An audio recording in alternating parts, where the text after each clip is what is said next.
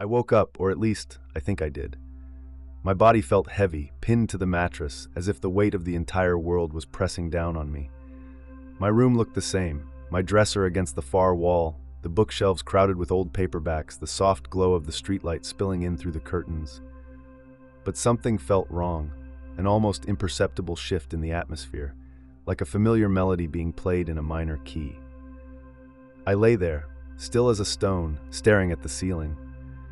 For what felt like an eternity, I was caught in that strange in-between state, halfway awake, halfway dreaming. My limbs were numb, unresponsive, as if they didn't belong to me. Sleep paralysis, I told myself. It was just another episode, a trick of the mind. I tried to calm the surge of panic that tightened my chest, but then I blinked and everything snapped back into focus. I could move again. I lifted my arms slowly, flexing my fingers, my joints stiff and aching. My heart was still racing, but I took a deep breath, trying to shake off the lingering terror that always came with these episodes. But this time, something was different. The air in my room felt thick, almost oily, and my vision was off. Everything seemed too sharp, too clear, as if the edges of the room had been etched in glass. The shadows were deeper, more substantial, almost solid. I sat up slowly, glancing around, trying to convince myself that I was awake. But was I? I rubbed my eyes, trying to clear the lingering fog from my mind, but it didn't help. My skin tingled, the hair on the back of my neck standing on end, and I couldn't shake the feeling that I was still trapped in some sort of dream. I ran my hands along the sheets, feeling the familiar texture of the fabric, the small tear in the corner where I had accidentally ripped it months ago. Everything seemed real, solid, but I couldn't trust it, not after what I had just experienced. I turned my head slowly, scanning the room. It was just my bedroom, messy, cluttered, the way it always was. But as I looked closer, tiny details began to stand out, details that shouldn't have been there. The books on the shelf were in the wrong order. The poster on the wall, the one I had torn down years ago, was back up, but faded, almost translucent. And the mirror hanging on the opposite wall, hadn't I moved that to the hallway? My heart began to pound again, the familiar grip of panic tightening around my chest. This wasn't right. Something was wrong. I reached over to my bedside table, grabbing my phone, but the screen stayed dark no matter how many times I tapped it. No battery. I had charged it before bed. I was sure of it. I swung my legs over the side of the bed, standing up slowly. My knees felt weak, unsteady, and for a moment the floor seemed to shift under my feet, like I was standing on the deck of a boat. I staggered, catching myself on the edge of the dresser, the wood cool and solid beneath my fingers. I took a deep breath, willing the world to stop spinning. I needed to get out of this room. I stumbled toward the door, my footsteps strangely muffled, as if the carpet was swallowing the sound. I reached for the doorknob, but the moment my fingers touched it, I froze. There was something on the other side. A shadow, dark and indistinct, slithered across the gap between the door and the floor. It moved slowly, deliberately, a long, sinuous shape that twisted and writhed like smoke. I held my breath, my hand hovering just inches from the doorknob, staring at that narrow strip of darkness. The shadow stopped, as if sensing my presence, and then began to retreat, slipping away into the hallway beyond. I yanked my hand back, my heart hammering. What the hell was that?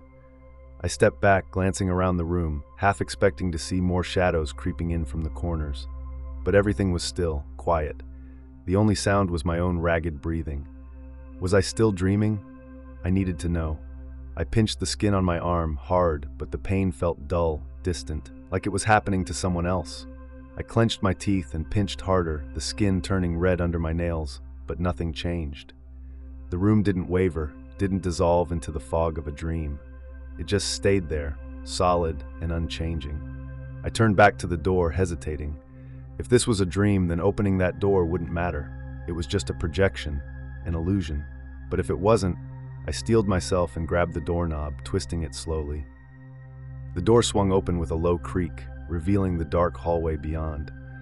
I stood there for a moment, my heart racing, staring out into the blackness. There was nothing there. No shadow, no figure lurking in the darkness. Just the empty hall, stretching out to the staircase at the far end. I stepped into the hallway, my skin prickling as if the air itself was charged with electricity. The shadows seemed thicker out here, clinging to the walls and floor, but I forced myself to keep moving. I needed to get downstairs, to get out of this house, to feel the cold night air on my face. If I could just get outside, I'd know for sure if I was awake or still trapped in some twisted version of my own mind. The stairs creaked under my weight, each step echoing loudly in the silence. I kept my eyes on the floor, refusing to look back at the darkened hallway behind me. The feeling of being watched was overwhelming, a crawling sensation that made my skin itch and burn. I reached the bottom of the stairs and froze. The front door was open. It swung gently on its hinges, a faint breeze blowing in from outside. The night air was cool, but there was something wrong about the way it felt. Too sharp, too thin. I stepped toward the door, my eyes fixed on the sliver of darkness beyond, when I saw it. A figure stood just outside the threshold, its form barely visible in the shadows. It was tall, impossibly thin, its limbs long and spindly like something stretched too far. It didn't move, didn't breathe. It just stood there, its head tilted slightly to one side, watching me. My throat tightened and I took a step back. The figure leaned forward, its outline flickering like a bad signal. I blinked, and suddenly it was closer, standing just inside the doorway, its face, or what should have been its face, hidden in the deep shadows. I stumbled back, my heart racing, but the figure didn't follow. It just stood there, a dark silhouette against the faint glow of the streetlight outside. And then, slowly, it raised one long, thin arm, its fingers curling into a beckoning gesture. I turned and ran. The hallway stretched out before me, longer than it should have been, the walls twisting and warping as I sprinted down it. I could hear the thing behind me, a soft, skittering sound like nails scratching against wood. I didn't look back. I didn't dare. The house seemed to shift around me, doors appearing and disappearing, the floor buckling and creaking under my feet. I reached my bedroom and slammed the door shut, throwing the bolt. I stood there, gasping for breath, listening to the silence on the other side. For a moment, everything was still, and then the doorknob began to turn. Slowly, almost lazily, it twisted back and forth, as if the thing outside was toying with me. I backed away, my eyes locked on the door, my body trembling with fear. The knob rattled, the sound echoing in the empty room, and then it stopped. The door didn't open, the doorknob didn't move again, but I could feel it out there, standing just beyond the threshold, waiting. I turned slowly, my gaze sweeping over the room, and my heart stopped. The bed was empty. The sheets were rumpled, the pillow indented, but I wasn't in it. I stared at the empty bed, my mind reeling, and then slowly I turned to the mirror on the wall. My reflection stared back at me, its eyes wide with terror, its body stiff and unmoving. And then it smiled. My own face twisted into a grin that didn't belong to me.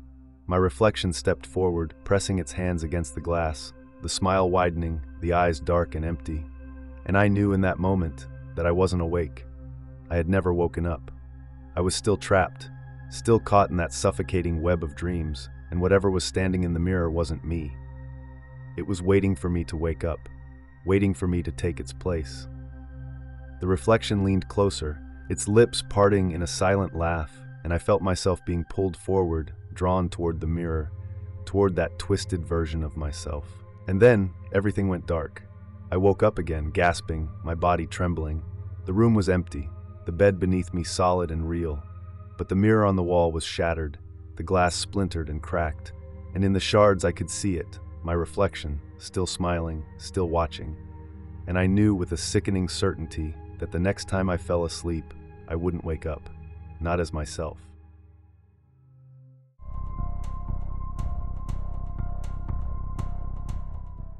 It wasn't my first choice for a place to spend the night. The abandoned lake house sat at the far end of the lake, nestled among the thick woods, half hidden by the overgrown vegetation that had slowly taken over the property. The roof sagged, the paint was peeling, and most of the windows were either boarded up or broken. But it was getting dark, and I hadn't planned on hiking back to my car in the middle of the night. So I convinced myself that the house was as good a place as any to rest for a few hours. After all, it was just one night.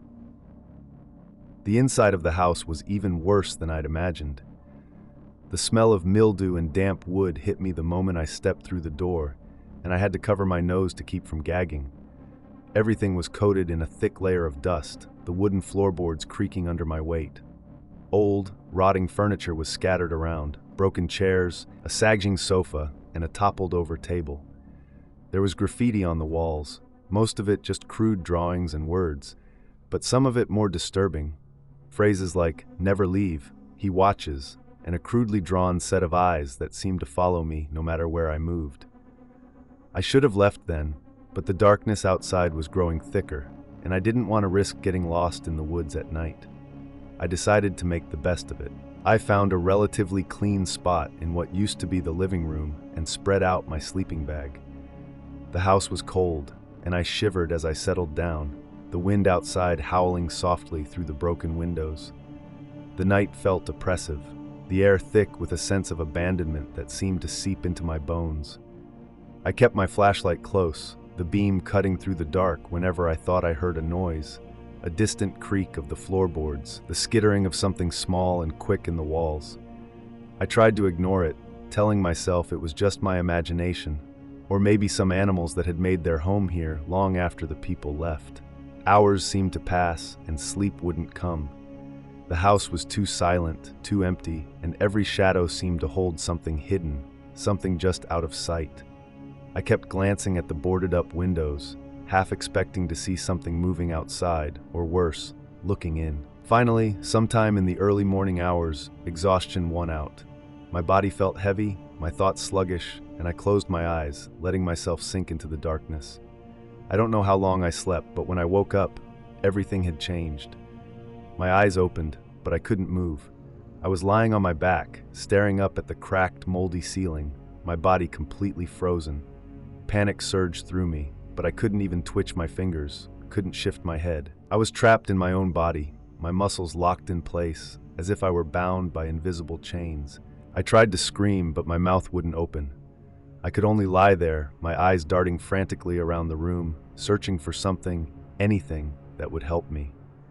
That's when I noticed it. The shadows in the room had shifted.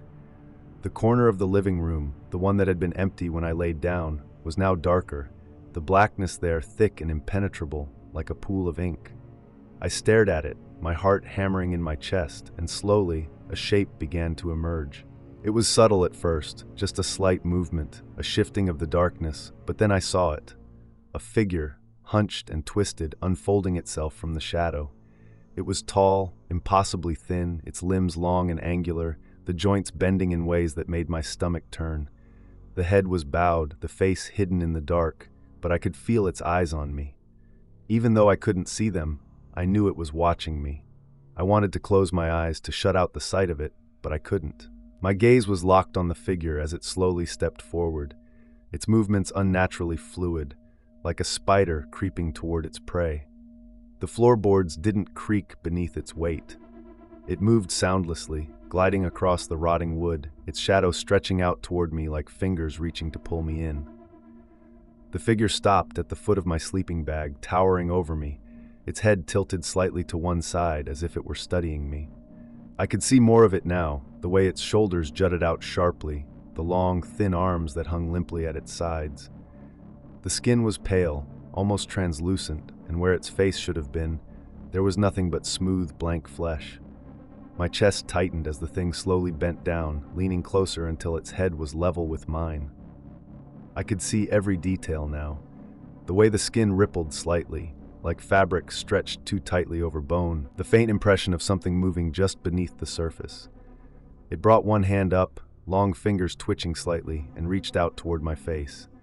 I tried to scream, tried to thrash, to kick, but my body refused to obey. I could only watch as its hand hovered inches from my cheek, the fingers trembling, twitching, as if it were savoring the anticipation. Then it touched me. A jolt of ice-cold terror shot through me, every nerve in my body screaming in silent agony. Its touch was light, almost gentle, the tips of its fingers brushing against my skin. The coldness spread from the point of contact, seeping into my bones, freezing me from the inside out. The thing leaned closer, its face, or lack of a face, mere inches from mine. I could hear it now, a faint, rasping sound, like a breath drawn through teeth that weren't there. The smooth surface of its face rippled slightly, and for a moment I thought I saw a hint of a mouth, a suggestion of twisted lips forming in the blankness. The thing pressed its fingers harder against my cheek, the pressure increasing until I thought my skull would crack. And then slowly, it began to lean forward, its head dipping down toward my chest. I couldn't breathe. I could feel its presence, heavy and suffocating, pressing down on me, pinning me to the bed. The darkness seemed to close in, the edges of my vision blurring, and I knew that if I didn't wake up, if I didn't break free, it would take me, drag me down into whatever hellish place it had come from. With a sudden, violent jerk, I broke free. I shot upright, gasping for air, my body drenched in sweat. The room was empty, the shadows gone, but the memory of its touch lingered, a cold, crawling sensation that made my skin prickle. I scrambled out of the sleeping bag, my heart still racing, and grabbed my flashlight, shining it frantically around the room. There was nothing. No figure, no shadow, just the same empty, decaying living room. But I knew what I had seen, what I had felt. My skin still burned where it had touched me, a faint ache spreading through my bones. I didn't wait to gather my things. I shoved the sleeping bag into my pack, threw open the door, and ran. The cold night air hit me like a shock, the wind howling through the trees, and I didn't stop running until I was back at the trail, gasping and trembling. I never went back to that house. I didn't tell anyone what happened, didn't even try to explain. But every now and then, when I'm drifting off to sleep, I feel it again. That weight, that suffocating pressure on my chest. I see the dark corner of the room, feel the cold fingers brushing against my skin. And I know that one day, when I'm too tired to fight, too exhausted to resist, I'll open my eyes and see it standing over me again, waiting to finish what it started. And this time, I won't wake up.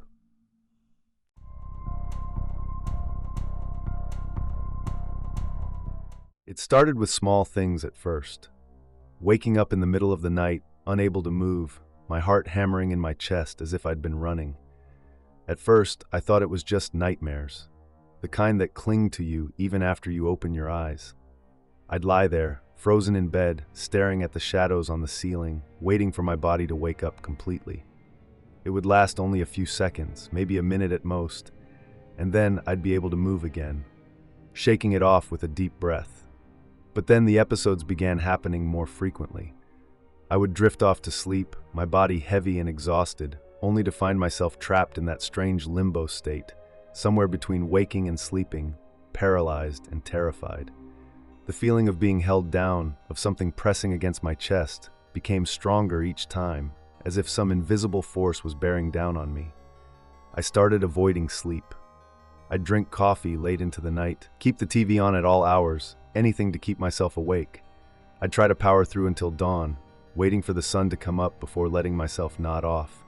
It worked for a while, but exhaustion catches up with you eventually. You can only push your body so far before it demands rest, no matter how much you fight it. One night, after nearly 48 hours without sleep, I finally crashed. I remember the heavy pull of sleep, dragging me down like quicksand, my eyes slipping shut no matter how hard I tried to keep them open.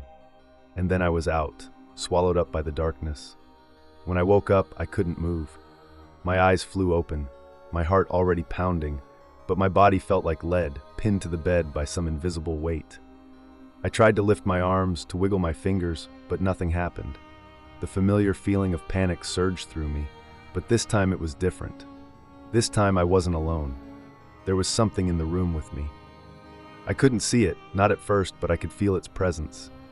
A cold, suffocating sensation that pressed down on me, making it hard to breathe. My eyes darted around the room, searching the darkness, but I couldn't turn my head, couldn't sit up. I was trapped, helpless, my body completely unresponsive. And then I saw it. A shadow, darker than the rest, moved in the corner of the room. It was just a shape at first, indistinct and shifting, but as I stared, it began to take form. Long, thin limbs, a twisted, hunched figure that seemed to glide rather than walk. It moved slowly, deliberately, its outline flickering in and out of focus, like a bad signal on an old TV screen. It stopped at the foot of my bed, and I could feel its eyes on me, eyes that I couldn't see but knew were there, boring into me, studying me. My heart pounded so hard I thought it might burst, every muscle in my body straining against the paralysis, desperate to move, to run. But I couldn't. I was completely, utterly helpless. The figure moved closer, its shape shifting in the darkness, its limbs long and spindly, almost insect-like. It leaned over me, its face, or what I thought might be its face, hovering just above mine. A low, raspy sound filled the room, like the whisper of dry leaves scraping against each other. I tried to scream, but no sound came out. My mouth wouldn't open, my throat wouldn't work. All I could do was stare, wide-eyed and terrified, as the thing leaned closer, its shadowy form blotting out the dim light from the hallway. The whispering grew louder, filling my ears, but I couldn't make out the words. It was a language I didn't recognize, something ancient and wrong, a series of hissing syllables that made my skin crawl, and then it touched me. A long skeletal hand reached out, its fingers impossibly thin, the tips sharp and pointed like claws. It brushed against my cheek, a cold, crawling sensation that made every nerve in my body scream in protest. The fingers trailed down to my throat, resting there lightly, just above my pulse. I could feel its touch, icy and insubstantial, and I knew, somehow, that if it wanted to, it could crush my windpipe with the slightest pressure. But it didn't. It just held its hand there, its fingers brushing against my skin, as if testing me, feeling the way my heart raced beneath its touch. The paralysis broke suddenly, like a snapped wire, and I jerked upright with a gasp, my body drenched in sweat, my heart hammering in my chest. The room was empty, the shadowy figure gone, but the memory of its touch lingered, a cold, clammy feeling that refused to fade. I didn't sleep again that night. I couldn't. I stayed up, pacing the room, every muscle tense, my eyes darting to every shadow, every dark corner. I knew it wasn't just a dream. I had felt it, that thing in the room with me, as real as the bed beneath me, as real as the fear that still gripped my chest. The next few nights, I tried everything to stay awake. More coffee, energy drinks, blasting music in my headphones, but no matter how hard I fought, sleep eventually pulled me under, and each time the paralysis came back, stronger, more suffocating. The figure was always there, lurking at the edge of my vision, its form shifting and flickering in the darkness. Each time it got closer. Each time, it stayed longer. It would hover over me, its hand reaching out to touch my face, my throat, its whispering growing louder, almost frantic. I started sleeping during the day, hoping that the sunlight would keep it at bay, but it didn't help. The figure came regardless, slipping through the cracks in my mind, twisting the shadows into its shape. I could feel myself unraveling, the lack of sleep taking its toll, my nerves frayed and raw. I stopped eating, stopped leaving the house. I didn't want to be around people, didn't want them to see what I was becoming. I couldn't explain it to anyone, couldn't tell them about the thing that came for me in the night, the thing that whispered in my ear, the thing that left icy handprints on my skin. One night, after days of fighting sleep, I finally collapsed. I remember the sensation of falling, the darkness rushing up to meet me, and then I was back in bed, trapped in that awful, suffocating stillness. My eyes flew open, my body frozen, and I knew, even before I saw it, that the figure was there. But this time, something was different. It wasn't standing at the foot of the bed, it was sitting on my chest.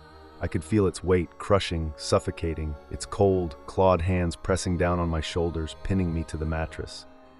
Its face, if it even had a face, was just inches from mine, a black, shifting void that seemed to ripple and writhe like smoke. The whispering was louder now, a frantic, desperate sound that filled my ears, my mind, making it impossible to think. I tried to scream, tried to move, but I was completely paralyzed. The figure leaned closer, its claws digging into my skin, and I felt something wet and cold drip onto my cheek.